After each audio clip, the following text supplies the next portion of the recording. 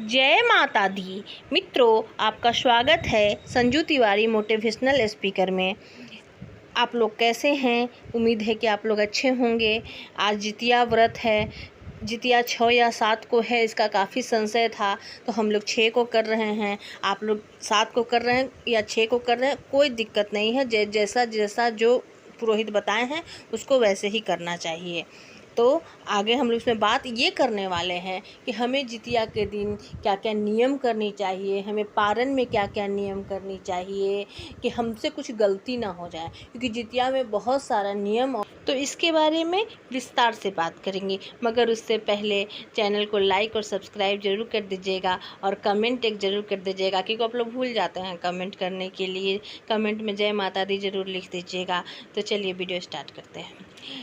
जितिया के दिन हमें क्या क्या नहीं करना चाहिए, हमसे क्या क्या गलतियां नहीं होनी चाहिए, इस पर हमें ध्यान देना चाहिए। मित्रों, जितिया के दिन हमें दातुन से कभी भी दांत साफ़ नहीं करने चाहिए हमें, क्योंकि उस दिन तोड़ना नहीं होता है। किसी चीज़ को आप दातुन से चबाइएगा वो खर जितिया होता है, इसलिए उसमें दातुन का यूज नहीं करते हैं। हाथ से ही उंगली से हमें उस दिन अपना दांत को साफ़ करना है। दांत थोड़ा गंदा रह जाएगा, पर चलो ठीक है, कोई बात नहीं, वो पर्व है तो इसमें चलता है। तो ये क्लियर हो गया।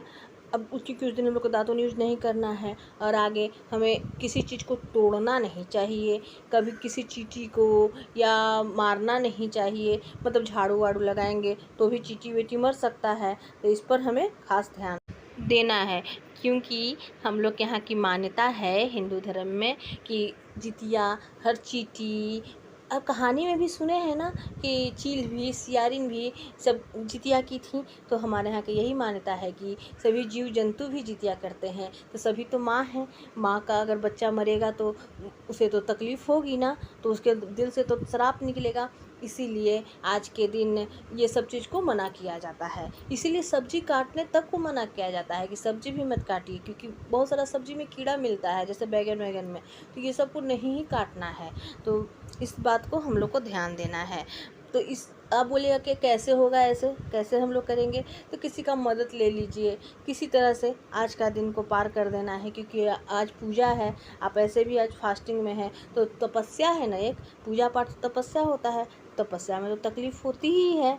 तो ये बात क्लियर हो गया। हम लोग को आज कोई काम ज़्यादा नहीं करना है। ज़्यादा हम लोग को आज काम करने की ज़रूरत नहीं है। ज़्यादा काम करेंगे तो कुछ ना कुछ तो गलती हो ही जाएगी। इसीलिए आज इस बात को ध्यान में रखना है।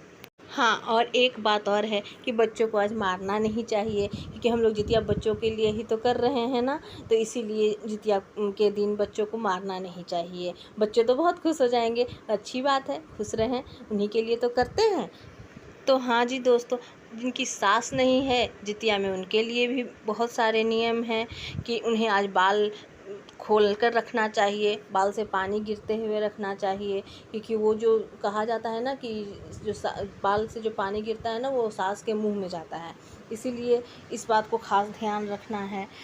जिनकी सास है उनके लिए कोई दिक्कत नहीं है, वो आराम से तैयार व्यार हो सकती हैं और आराम से अच्छे से पूजा कर सकती हैं। तो क्लियर हो गया ये भी बात। हाँ, तो शुभ मुहूर्त क्या है पूजा करने का? तो शुभ मुहूर्त दोस्तों, पूजा हमेशा प्रदोष काल में ही करनी चाहिए। तो और प्रदोष काल कब होता है? तो 3 से 6 बजे के बीच में होता है, शाम को।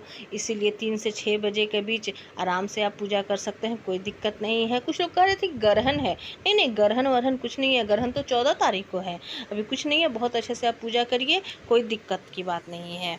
चलिए, ये क्लियर हो गया ये भी बात। हाँ, तो अब बात करते हैं पारण के बारे में। तो पारण का जो शुभ मुहूर्त है वो 10:21 के बाद है, मतलब 10:30 में आप पारण कर सकते हैं। अब जिसको बर्दाश्त नहीं हो रहा है, सहन नहीं हो रहा है, वो पहले भी कर सकते हैं। 8:08 में ऐसे भी अष्टमी ख़त्म हो रहा है तो कर सकते हैं, मगर ऐसे खर जितिया करना है तो आप 10:30 में पारण करिए। शनिवार के दिन 8 बजे 10:30 में आप आराम से पारण कर सकते हैं। हाँ, पारण करने का तरीका हर एक राज्य में अलग अलग तरीके से है, इसलिए ये बात थोड़ा सा अपने लोगों से पूछ लीजिएगा, जो अपनी सास से या माँ लोग से, कि कैसे कैसे करना है। वैसे मैं तो जो हमारे यहाँ होता है वो मैं बता देती हूँ। जैसे हम लोग के यहाँ दूध, कच्चा दूध और खीरा का बिया पहले खाया मतलब निगला जाता है, ठीक है। वो उसे खाते नहीं, उसको निगलते हैं और उसके बाद सब कुछ बना लेते हैं, पकौड़ा पकौड़ी जो भी होता है ना। आज थोड़ा सा अच्छा खाना ही बनाते हैं क्योंकि पितरों के लिए भी बनाना होता है, चिलो सियारों को देना होता है। तो हम लोग उस हिसाब से वो चना झिंगनी का सब्जी बनाते हैं और उसके तोड़ा कहते हैं हमारे यहाँ बिहार में, उसे तोड़ा कहा जाता है। और बरी बनाते हैं, सब्जी उसमें 5 तरह का सब्जी डालते हैं, उसमें कंदा, झींगी, नूनी का साग, ये सब डाला जाता है। और देख लीजिएगा जो आप लोग के पास सब्जी होगा वो ऐसा कुछ नहीं है, वो इस तरह से हम लोग बनाते हैं और सभी को एक रख कर और देते हैं चिल्हो सियारों को। उसके बाद हम लोग पारण करते हैं। तो देख लीजिएगा जैसे जहाँ जैसे होता है वैसे वैसे कीजिएगा। जितिया का आपको हार्दिक बधाई हो। और हाँ, और जितिया की कथा का पौराणिक कहानी मेरे चैनल पर मौजूद है, उसे आप ज़रूर देख लीजिएगा। वीडियो अच्छी लगी हो तो लाइक और सब्सक्राइब कर दीजिएगा। Thank you.